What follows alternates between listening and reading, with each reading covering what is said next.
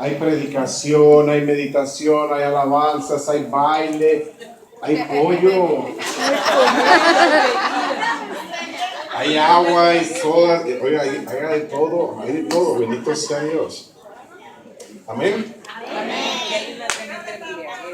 ¿Vende? Los frijoles estaban ricos, el pollito sí, se quería salir del plato y yo lo agarraba y lo metí otra vez. Todo estaba rico, muy rica la comida. Un aplauso para los que cocinaron, ¿cierto?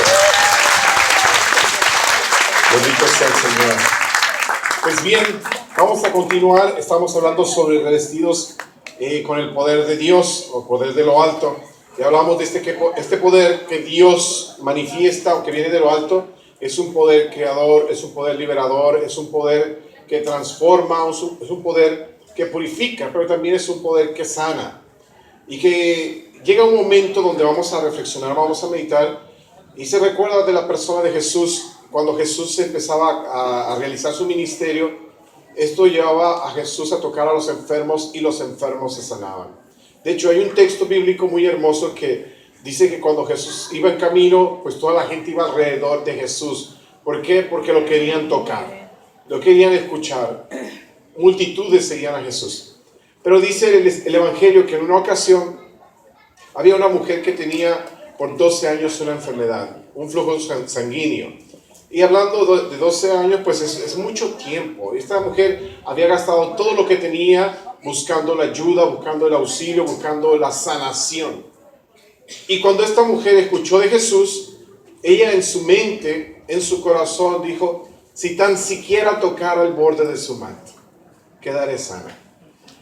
Esta mujer dentro de la cultura era una mujer impura, era una mujer rechazada, era una mujer marginada. Dentro de la religión era como el tener una enfermedad es porque había cometido un pecado, etc. Hay tantas cosas que podemos sacar de ahí.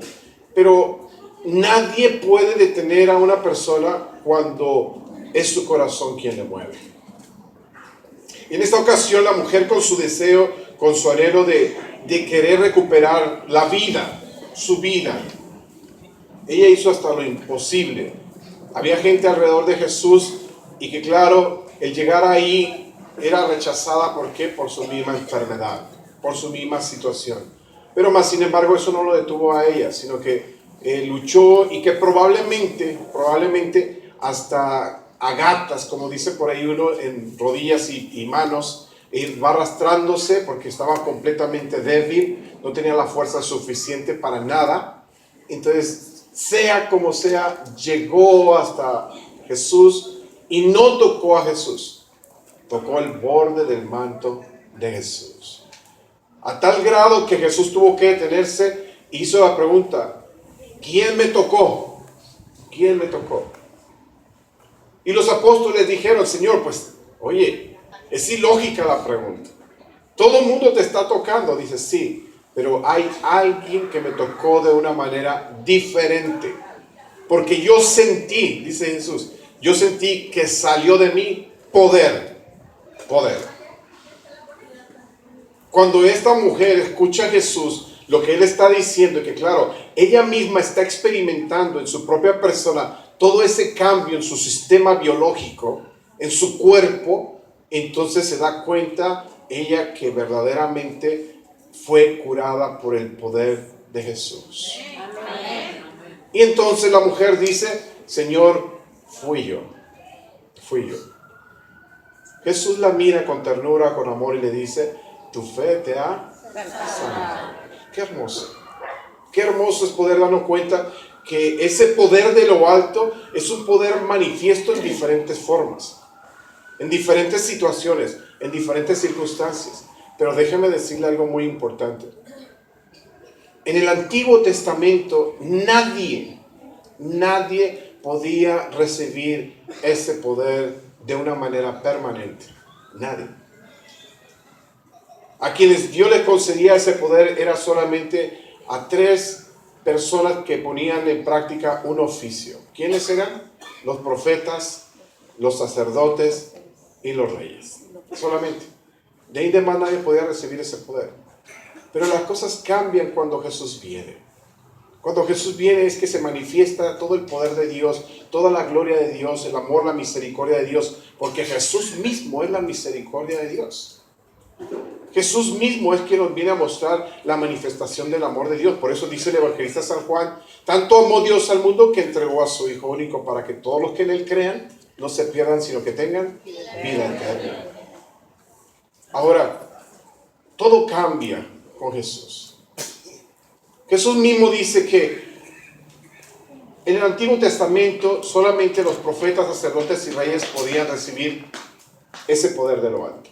Los profetas profetizaron que en los últimos tiempos todos recibirán el poder de lo alto, el poder del Espíritu Santo. Cuando Jesús viene a introducir a la humanidad al Espíritu Santo. Por eso en una ocasión Jesús, si usted lo puede leer en el Evangelio de San Juan, dice: les conviene que yo me vaya, porque si no me voy, no les podré enviar el otro Paráclito. Pero si me voy, les podré enviar el otro Paráclito. Por eso es que usted y yo, cuando rezamos el credo, decimos: creo en el Espíritu Santo, que es Señor y dador de vida, que procede del Padre y del Hijo, y que con el Padre y el Hijo recibe una misma adoración y gloria. ¿Por qué? Porque el Padre es Dios, el Hijo es Dios, el Espíritu Santo es Dios. Tres personas distintas, pero un solo Dios verdadero. Miren lo que dice en el Evangelio de San Juan. San Juan, capítulo 7.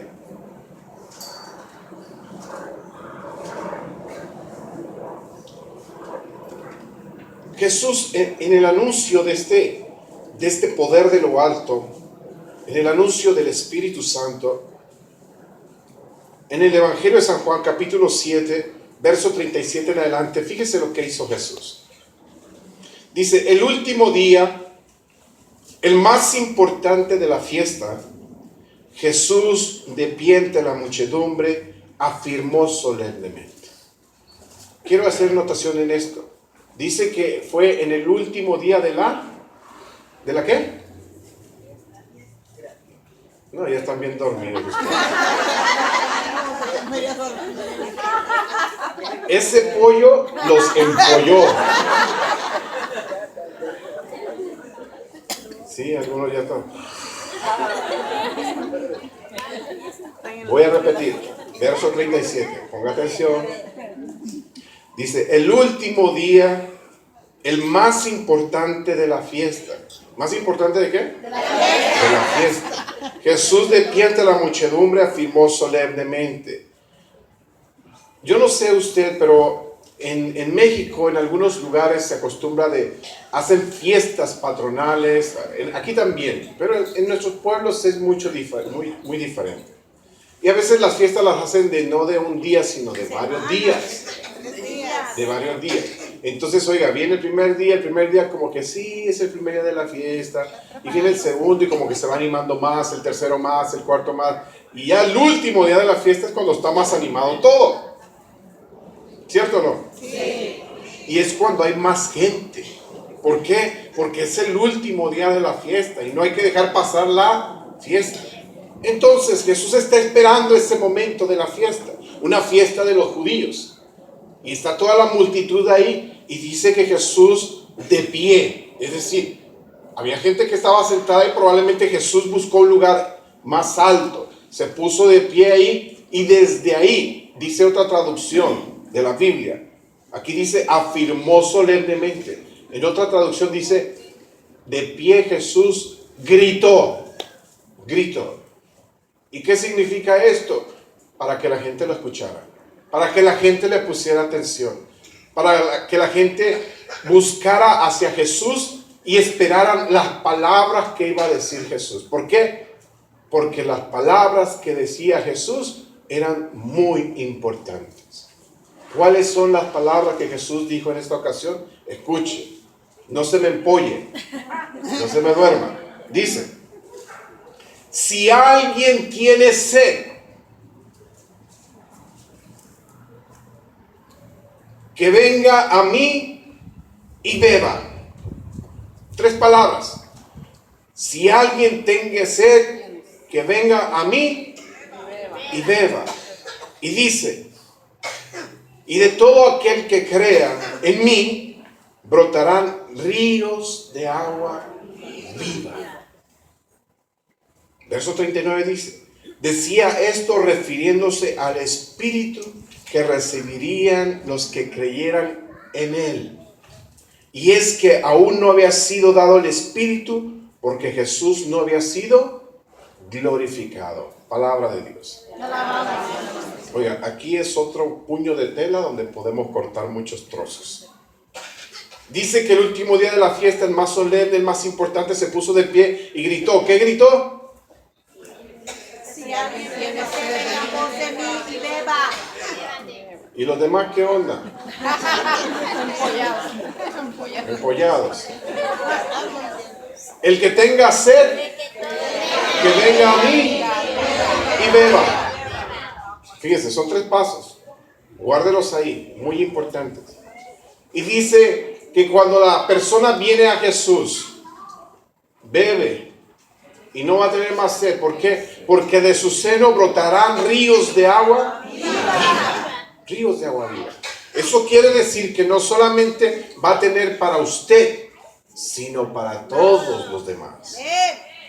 Esto es bien importante. Y ahorita a mi cabeza viene la referencia de, oiga, en el Antiguo Testamento hay una historia. Una historia de, esto le va a interesar mucho a usted. Abraham, el padre de la fe, el fundador del pueblo de Israel, al que Dios llamó. Oiga, resulta de que Abraham tenía una esposa. ¿Cómo se llamaba la esposa de Abraham? Sara. Y dice que Dios le hizo una promesa a Abraham y le dijo que él iba a ser el padre de una multitud, que su descendencia iba a ser más numerosa que las estrellas del cielo y que las arenas del mar. O sea, eso es muchísimo. Y resulta de que pasó 1 año, 2 años, 3 años, 4, 10, y pasaron los años. ¿Y qué pasó con Abraham y con Sara? Se fueron haciendo viejos. Y entonces Abraham le dijo, bueno, pues ¿dónde está mi descendencia? ¿Dónde está mi descendencia? No, la vas a tener, vas a ver, sí, vas a tener tu promesa, se va a cumplir tu promesa.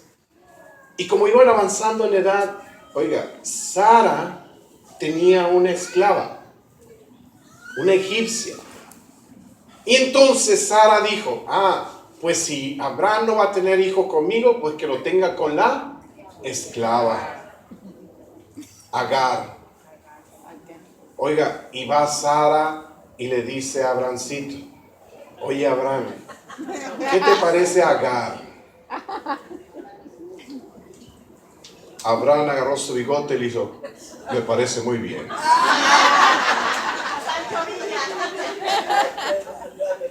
Pues ¿sabes qué? Te doy chance, te doy quebrada.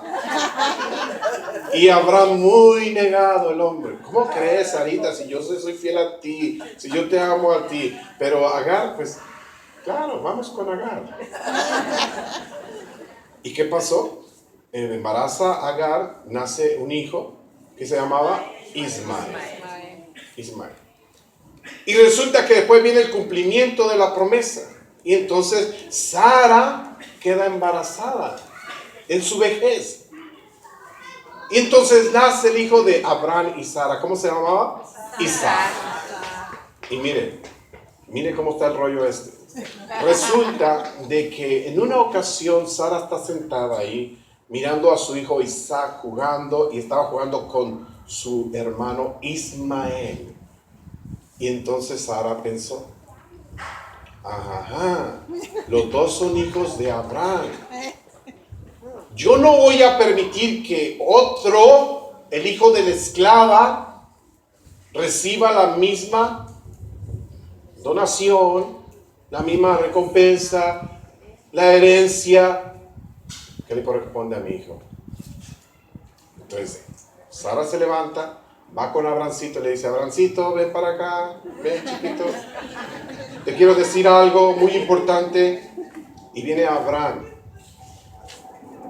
Y entonces le dice, mira, estoy viendo jugar a los niños y yo no voy a permitir que la herencia que le corresponde a mi hijo la comparta con alguien más. Por lo tanto, Abraham, ponte los pantalones y saca a Agar con todo y chiquillo de aquí. Y entonces Abraham le dice, oye, pero que es mi hijo y que esto, tú me la diste, tú quisiste, tú estuviste de acuerdo. Sí, pero vámonos a volar. ¿Qué hizo Abraham? Como buen mexicano, obedeció a Sara. ¿No es cierto? Nosotros los mexicanos obedecemos a la señora.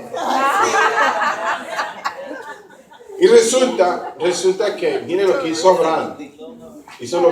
Mire lo que hizo Abraham. Le dijo, ¿sabes qué, Agar? Pues te tienes que ir de aquí, no puedes estar, que los niños, que la herencia, que bla, bla, bla. Entonces, ¿qué hizo? Mire, Abraham, oiga, ese hombre era muy rico. Tenía ganado, tenía sirvientes, lo tenía todo. Agarró un cantarito. ¿Sabe qué es un cantarito? Un jarrito. Lo llenó de agua y le dijo a Agar, toma, llévate esto para el camino. Y le metió un pedazo de pan en una bolsa y le dijo, toma para el camino, para ti y para el niño. ¿A dónde los mandó? Al desierto. ¿Qué va a hacer en el desierto una mujer con su hijo? ¿Qué va a hacer? Con un cantarito de agua y con un pedazo de pan. ¿Qué va a hacer? A morir. ¿Qué hizo la señora? Agarró a su niño y no lo agarró ella, sino que Abraham se lo puso en los hombros. Y ahí va la señora con su escuincle, su chiquillo, su mocoso, su patojo, su cipote, llámale como quiera. Oye, va con el niño ya caminando hacia el desierto. Y llegó el momento que el pan se acabó, el agua se acabó. ¿Y qué es lo que iba a hacer? Agarró al niño, lo puso a una distancia, ella se retiró y desde lejos dijo, voy a ver morir a mi hijo. Se había acabado el pan, se había acabado el agua. Y entonces Dios habló a esta mujer. ¿Sabe qué le dio Dios a ella? No un cantarito, no un jarrito, le dio un pozo de agua. ¿Cuán grande es nuestro Dios? Nuestro Dios no es un Dios de miseria, es un Dios de misericordia, es un Dios de abundancia. Ese es nuestro Dios. Dios no se anda con cosas pequeñas. Dios es un Dios de cosas grandes. Por eso dice, y el que beba de su seno brotarán cantaritos de agua. ¿Esto dijo? No, ríos de agua viva. ¿Y qué dice el evangelista? Esto Jesús lo decía refiriéndose ¿a quién? Al Espíritu Santo. Que no lo habían recibido nadie. ¿Por qué? Porque Jesús no había sido glorificado. Usted y yo hace un momento estábamos escuchando lo que nos dice el evangelista San Lucas. Que Jesús resucitó y se presentó a sus discípulos y les dijo, permanezcan en Jerusalén porque serán revestidos del poder de lo alto, ¿se recuerda? O sea que ahora sí lo podían recibir. ¿Por qué? Porque Jesús ya había muerto y Jesús ya había resucitado. Y como Jesús resucitó, ahora sí puede dar el Espíritu Santo. No solamente a los sacerdotes, a los profetas y a los reyes, sino a todos los que crean en Jesús. Por lo tanto, si tú crees en Jesús, tú puedes recibir el poder de lo alto, el poder del Espíritu Santo. ¿Cuándo? Aquí mismo, aquí y ahora. Amén. La pregunta es, ¿lo quieres? Sí. Levante la mano los que lo quieren. ¿Y para qué lo quieren? Hay que hacer la pregunta. ¿Quieres el poder de Dios, pero para qué lo quieres?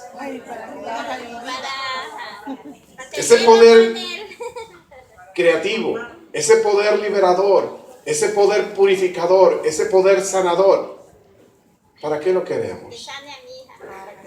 Bendito sea Dios. Miren, esto es extraordinario. Hace un momento yo le dije que yo era testigo de esto y por eso estoy aquí. A mí nadie me lo contó. Yo lo he vivido en diferentes formas. Yo me recuerdo cuando Leti y yo llegamos a ese bendito retiro. Un retiro como este. Hace 35 años. 35 años. Y Leti y yo íbamos a cumplir 21 años. 21 años cuando Leti y yo estábamos en ese bendito retiro, cuando ese poder transformador tocó nuestro corazón, nuestras vidas. Oiga, y desde entonces, marzo de 1983, hasta hoy, 2018, estamos sirviendo, glorificando, exaltando el nombre de Jesús de Nazaret. 35 años. Y hay mucha gente que nos ha dicho que estamos locos, que somos fanáticos, que somos...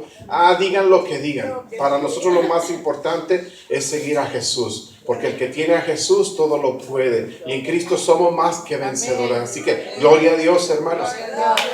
Gloria a Dios.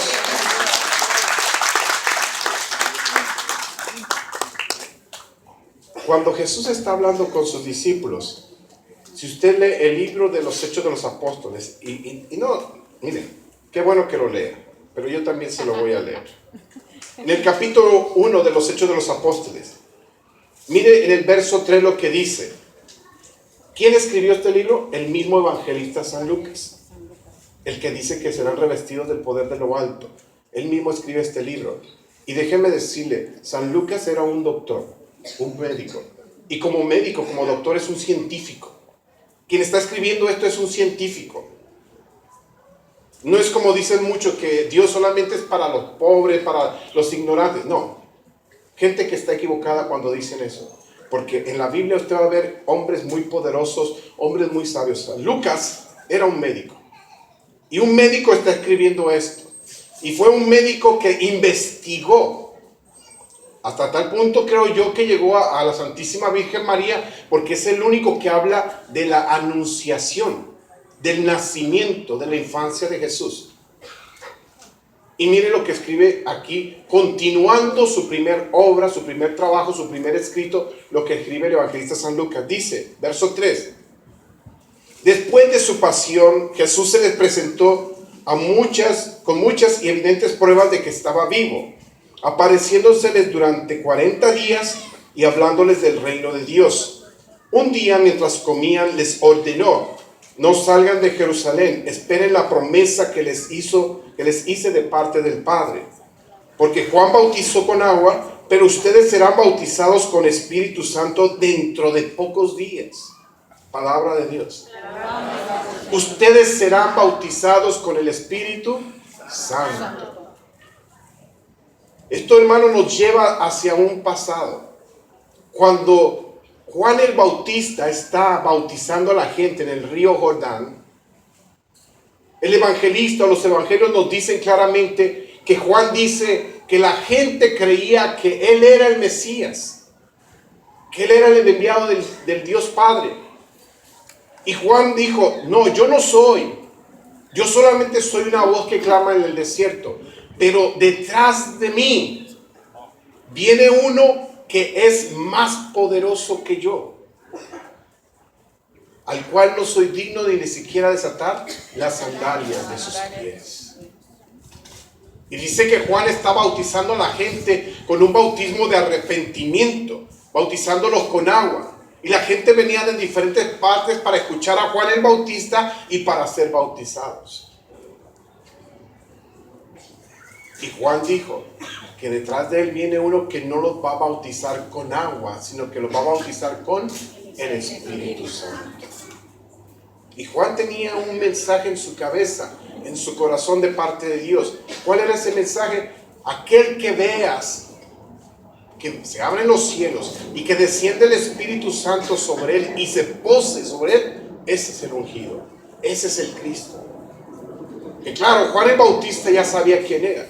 Por eso cuando Jesús viene al río Jordán para ser bautizado por Juan el Bautista, cuando Juan lo mira a la distancia, Juan le dice a la gente: Él es el Cordero de Dios. Él es el que quita el pecado del mundo. Él es el que los va a bautizar con el Espíritu Santo. Es Jesús. Por eso Jesús en la fiesta, el último día de la fiesta, dice: el que tenga sed, que venga a mí y beba. Ahora, los discípulos le están preguntando: Señor, ¿vas a restaurar el reino de Israel hoy en día? No, ustedes permanezcan en Jerusalén porque va a venir el Espíritu Santo sobre ustedes. Ustedes van a ser bautizados en el Espíritu Santo. En el versículo 8 usted puede leer claramente que dice: recibirán la fuerza el poder del Espíritu Santo vendrá a ustedes y serán mis testigos en Jerusalén, en Judea, en Samaria y hasta los confines de la tierra. En el capítulo 2 usted puede leer claramente que estaban todos reunidos en un lugar como este, en el aposento alto. Junto con ellos estaba la Santísima Virgen María, estaban otras mujeres, otros creyentes ahí. Y dice que en un momento determinado empezó a temblar aquello, como que entró una ráfaga de viento impetuoso, que empezó a mover las paredes, empezó a mover todo. Y dice que unas lenguas como de fuego se aparecieron, se posaron sobre cada uno de ellos. Y todos fueron llenos del Espíritu Santo. En otras palabras, todos estaban siendo bautizados con el Espíritu Santo. ¿Por qué? Porque Jesús ya había sido glorificado, y como ya había sido glorificado podía enviar el Espíritu Santo, y llega el Espíritu Santo. Oiga, y esos hombres y esas mujeres jamás volvieron a ser los mismos, jamás. Fueron hombres y mujeres completamente transformados, diferentes. Oiga, Pedro, que fue el que negó a Jesús, ¿se recuerda de esa ocasión? ¿Cuántos se recuerdan de esa ocasión? A ver, levante la mano. ¿Ustedes estaban ahí? ¿Ustedes cómo se recuerdan? Porque lo leyeron en la Biblia, ¿verdad? Oiga, pues dice la palabra de Dios que Pedro, cuando le dijeron, tú eres uno de los que andaba con él, tú eres uno de ellos. No, yo ni lo conozco, no, para nada. 3 veces. Oiga, 3 veces Pedro negó a Jesús. Aquel hombre que había dicho que daba la vida por su maestro, lo negó 3 veces. 3 veces. ¿Por qué negó a Jesús? Por cobardía, por miedo, por vergüenza, por lo que tú quieras, pero lo negó. Ahora, después del bautismo en el Espíritu Santo, después de haber recibido el poder de lo alto, después de haber sido revestido del poder de lo alto, oiga, fue el primero que sale, Pedro, de esa experiencia de Pentecostés, y mira la multitud allá afuera, que esa multitud pensaban que estaban borrachos, que habían embriagados toda la fiesta, que habían hecho todo eso en la noche y que salían borrachos. Oiga, ese Pedrito salió y proclamó a Jesús. ¿Qué proclamó de Jesús? Su vida, su pasión, su muerte, pero sobre todo su resurrección. Y le dijo a esa gente, Jesús no está muerto, Jesús está vivo. Y aquella gente dijo, ¿qué tenemos que hacer, hermanos? Y dijo, conviértanse a Cristo. Oye, aquel que había sido un cobarde, ahora era un valiente. ¿Por qué era un valiente? Porque estaba lleno del poder del Espíritu Santo. Amén. Amén.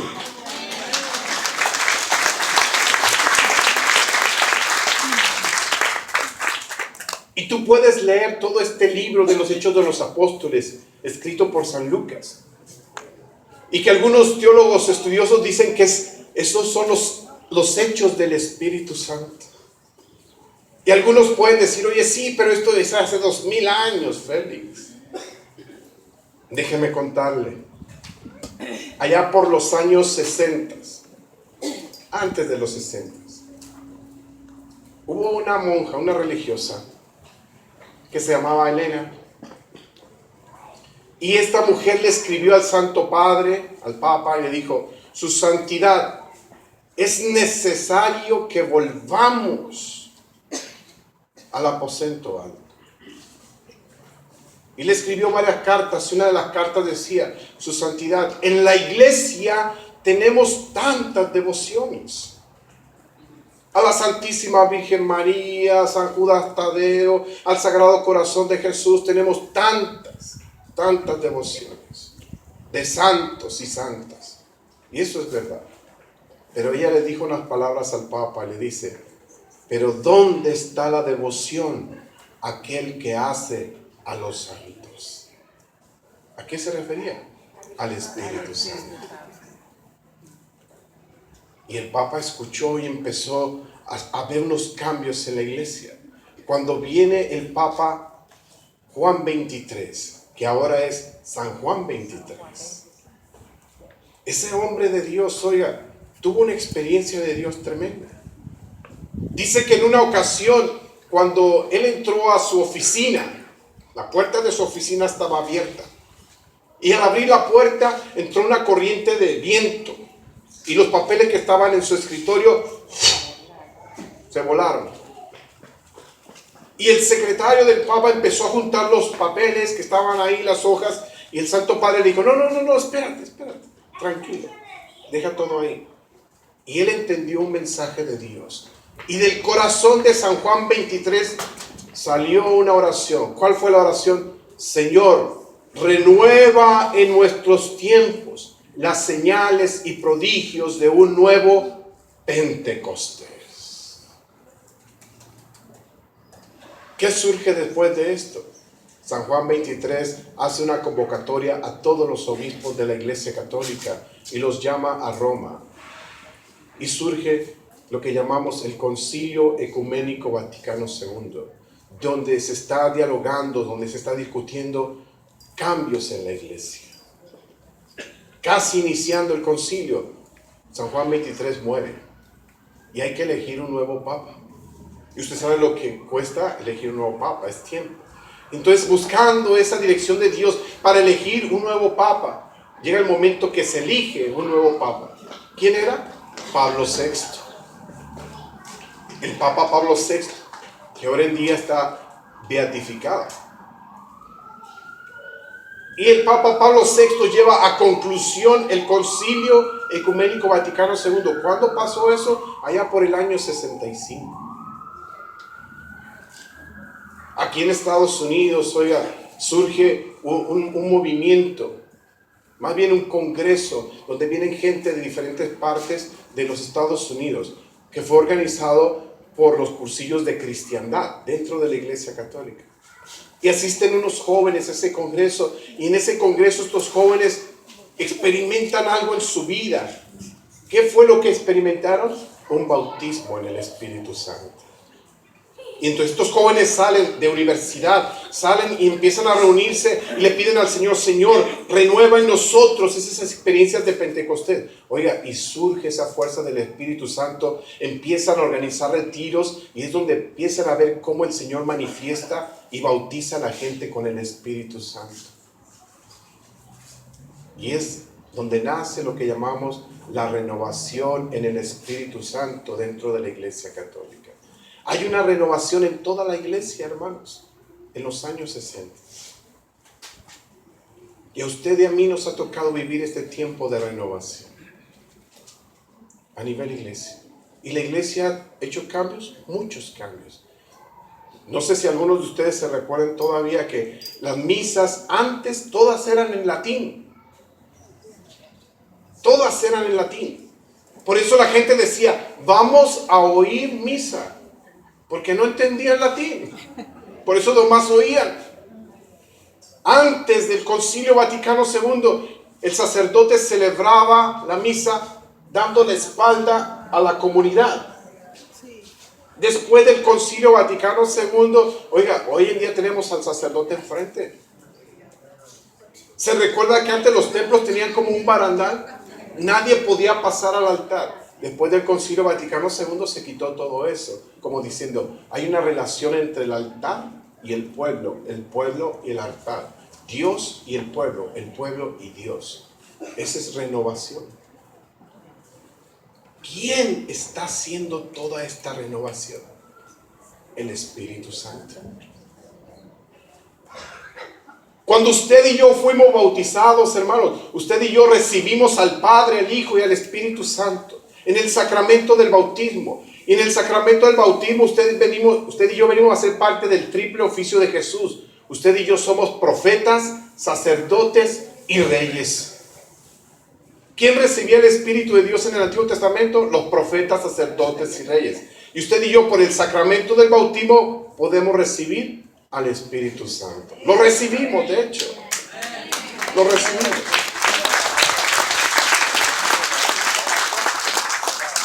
Pero déjeme decirle algo.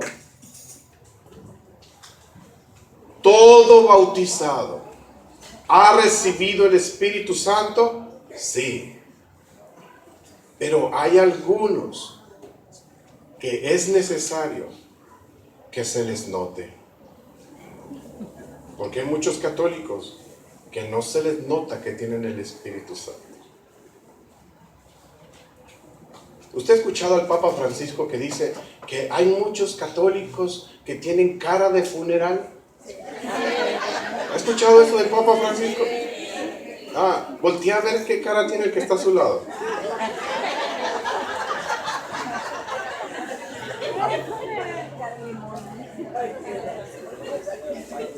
¿Está vivo o está muerto? ¿O está empollado? Está empollado. Sí, porque hay algunos que, mire, no están ni dormidos ni despiertos. Tienen, como dicen por ahí, los ojos como borrego a medio morir, entreabiertos y cerrados.